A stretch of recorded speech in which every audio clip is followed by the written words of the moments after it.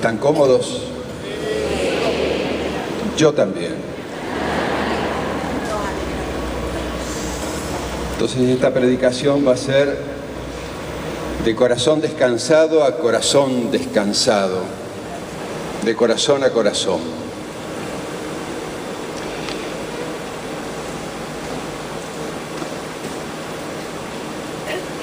Qué linda página dorada que nos abrió la liturgia de la palabra con el libro de los Hechos. Acabamos también de proclamar un querigma, el querigma apostólico que salió de la boca de Pedro. Ese sí que levantó la voz, como dice el texto. Le voy a explicar lo que ha sucedido. En el verbo mental de Pedro está lo acontecido en tiempos de la pasión, pero sobre todas las cosas en su último diálogo con el Maestro, aquel diálogo amoroso. Y ahora cumple lo que el Señor le pidió: apacienta a mis hermanos, abre los ojos de mis hermanos. Porque ¿cómo explicar el amor hasta el extremo? ¿Cómo explicar la pasión, la muerte, la resurrección? Pero Pedro, que tuvo aquel inolvidable diálogo de amor con el Maestro resucitado, ¿se acuerdan? Pedro, me amas más que esto. Ahora estaba dispuesto a dar razón de su esperanza, como lo dice en sus cartas. Su respuesta es clara, breve, precisa. Al Jesús que ustedes crucificaron, Dios lo ha hecho Señor y Mesías, Kyrios y Christos. En otro momento los judíos hubiesen reaccionado mal ante esta palabra, pero ahora obra el Espíritu en el corazón de los creyentes. Mesías, ese nombre era el esperado de los siglos. En otro momento reaccionaban violentamente, pero ahora, dice el texto, se conmovieron profundamente. Eso es obra del Espíritu. Seguramente varios de los oyentes fueron testigos oculares de lo que pasó en el Gólgota. Y las apariciones del resucitado eran innegables, pero necesitaban un testigo de la fe. La fe en el resucitado. Conversión, bautismo y recepción del Espíritu Santo. Esta página dorada del Evangelio de Lucas, en el libro de los Hechos, es condición para sumarse a la iglesia naciente. La Madre Iglesia los recibía si se sumergían en la pasión de Cristo, para que puedan resucitar con Él. Aparece la iglesia en sus primeros pasitos. Es la iglesia primitiva, la iglesia de los amigos, de los discípulos de Jesús, de los testigos valientes. Se reúnen en torno a la palabra de los apóstoles y tienen el privilegio de escuchar el Evangelio oral en formas de catequesis. No repiten los apóstoles otra cosa que a Jesucristo y Jesucristo resucitado. Y sus parábolas, sus gestos, sus milagros, el anuncio del reino. Vida en común. No dejan afuera a nadie. Fracción del pan para que el corazón les ardiera como a los discípulos de Emaús. Y juntos oraban. La oración era la fuerza de la misión. Se apoderó de ellos un santo temor, dice el texto. Pero nosotros sabemos que los cristianos no le tememos a nada ni a nadie. si Cristo está con nosotros. Pero ese temor viene del Espíritu y es el último de los 7 dones que recibimos en la confirmación. Benedicto XVI en una catequesis decía: miren, los dones del Espíritu Santo, especialmente el don de temor. Si de algo tenemos que tener temor los cristianos, es que se nos pase la vida, que se nos pase el tiempo, los años, los meses, las semanas, los días, las horas, los segundos, sin que hayamos practicado el mandamiento del amor. De eso sí tenemos que tener temor de Dios. Así prendía el temor de Dios en el corazón de los primeros cristianos. Una comunidad donde el pobre no era una estadística, era el pobre de Yahvé, el pobre de los salmos, el pobre a quien Dios siempre escucha, el pobre que levanta de la basura, como dice el Salmo, o lo levanta del polvo. Y según las necesidades de cada uno, asistían a todos. Reinaba la alegría y la sencillez de corazón. Qué lindo esto. Primera página de la iglesia primitiva: alegría y sencillez de corazón. Y luego buscaban encontrarse en algún lugar, pero no dejaban de ir al templo.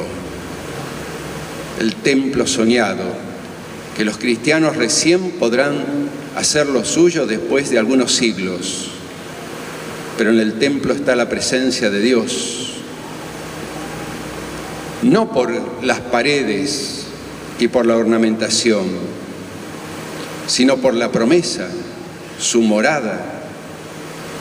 Nosotros somos templos vivos del Espíritu y donde estamos nosotros se convierte en templo. Hoy el Luna Par es el templo de Dios donde los cristianos nos reunimos.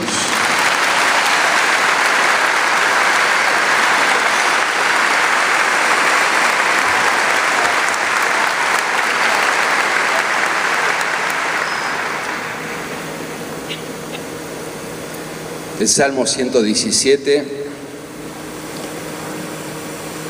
tiene que ver con esta misa que estamos celebrando pidiendo la misericordia. Y así comenzamos la oración colecta. La misericordia de Dios no tiene límites. Eterna es tu misericordia, Señor. Porque el perdón de Dios por nuestros pecados no tiene límites, dice la carta que nos envió el Papa, Misericordia Vultus. María atestigua que la misericordia del Hijo de Dios no conoce límites y alcanza a todos sin excluir a ninguno. Hay un eco maravilloso en labios de María cuando proclama el Magnificat. Y lo dice en concordancia con el Salmo: su misericordia llega a sus fieles, es decir, hasta nosotros, de generación en generación. María tenía razón. Tenía que venir el Papa Francisco para recordarnos nuevamente esta verdad del Magnificat. Llega hasta nosotros la misericordia. Alabado sea nuestro Dios, porque tu misericordia, que enciende la ternura de tu corazón, llega hasta nuestras miserias. El Evangelio de Juan nos conmueve. Es el resucitado. Es un Jesús que se deja ver y tocar. Ver y tocar. Les mostró sus manos y sus pies. Dice el Catecismo de la Iglesia Católica que en el cuerpo del Señor resucitado permanecen los estigmas de su pasión. Digo yo, es una delicada pedagogía divina para que quede en evidencia que Él volvió a la gloria del Padre.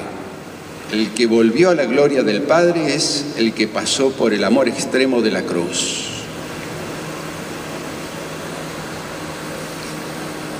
Jesús se presenta para cumplir su promesa. Les enviaré otro Paráclito, el que estará al lado de ustedes siempre. Y por eso sopla sobre ellos y les dice: reciban el Espíritu Santo, quien va a perpetuar la misericordia entre los hombres. Él nos enseñará todo y aún más cosas. La misericordia está en el centro del soplo del Espíritu. Tomás, uno de los 12, el desafiante, el que nos representa a todos, el incrédulo por momentos. Aparece en el texto el misterioso y esperanzador octavo día, cuando todos los reconocerán. Ahora, quien se presenta al octavo día es el Jesús resucitado en su oficio de pedagogo. Él es el pedagogo de Dios, como lo llama Clemente de Alejandría. Y miren si no es pedagogo. Vení acá, mellizo. Vení, Tomasito. Vení acá. Poné tus manos en mi costado y en la llaga de mis manos. Y ahí es cuando el Señor proclama la última bienaventuranza para todos nosotros. Felices, bienaventurados los que creen sin haber visto. Nunca pensó Tomás, el apóstol, que iba a ser motivo para que nosotros tengamos una felicidad inmensa, para que reconozcamos que la fe de nuestro bautismo es más poderosa que la fe de los apóstoles. Dice el Papa en La Luz de la Fe, esa encíclica que escribieron juntos los dos papas, única vez en la historia de la Iglesia. Ahora entendemos por qué para San Juan, junto al ver y escuchar, la fe es también un tocar. Como afirma en su primera carta, lo que hemos oído, lo que hemos visto con nuestros propios ojos y palparon nuestras manos acerca del verbo de la vida. Primera de Juan 1:1. Con su encarnación, con su venida entre nosotros, Jesús nos ha tocado, transformando nuestro corazón. Nos ha permitido y nos sigue permitiendo reconocerlo y confesarlo como Hijo de Dios. Con la fe de nuestro bautismo, nosotros podemos tocarlo y recibir la fuerza de su gracia. San Agustín, comentando el pasaje de la hemorroísa que toca a Jesús para curarse, dice: tocar con el corazón, esto es creer. Sí, para San Agustín, creer es tocarlo a Jesús con la fe del corazón. También la multitud se agolpa en torno a él, pero no lo roza con el toque personal de la fe, que reconoce su misterio, el misterio del Hijo que manifiesta al Padre cuando estamos configurados con Jesús. Recibimos ojos adecuados para verlo. En esta jornada, mi primera jornada grande con la renovación carismática, quiero desearles a todos ustedes que puedan tocar a Jesús.